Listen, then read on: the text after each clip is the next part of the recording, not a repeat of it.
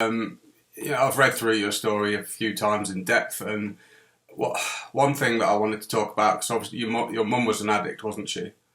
Yeah, she was. Yeah. And she was using heroin, which is kind of like it's as heavy as you get, isn't it? It's like there's nothing more that makes you less aware of your surroundings. And I just wonder what that was like, sort of trying to, I mean, whether you remember what it was like trying to relate to your mum at the time, because it seems like at that time in your life that you're trying to find boundaries and understand what's right or wrong.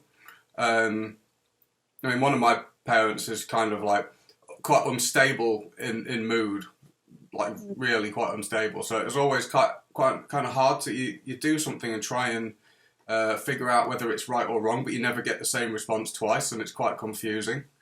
Did you find that you had the same experience? Yeah, definitely. I mean, it's hard to understand addiction as a child, but I think that I had quite a lot of awareness because it was usual for me to, say walk into my lounge room and my mum would be slumped over. Like that was just the norm. But trying to connect with her on emotional level, well, there was really no such thing, that nobody was there. It was me. I had to look after myself.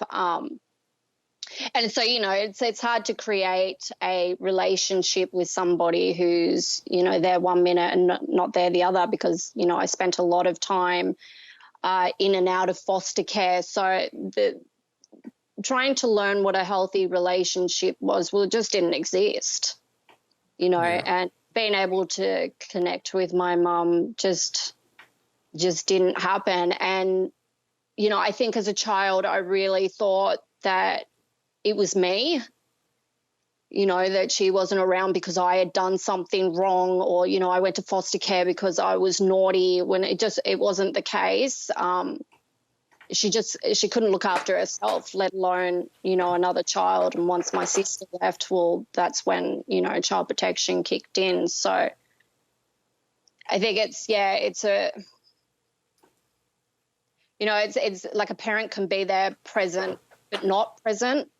She might have physically been there, but emotionally and on every other level, she just wasn't there. So I found it really hard to understand. And even growing up as a teenager, when I became a teenager, I rebelled, and I absolutely despised her because I thought, why wouldn't she love me? What did I do? And it didn't take until I was in my own addiction to understand that the disease of addiction is powerful. And it wasn't actually me. It was that she just could not stop using, and she couldn't stop using for me.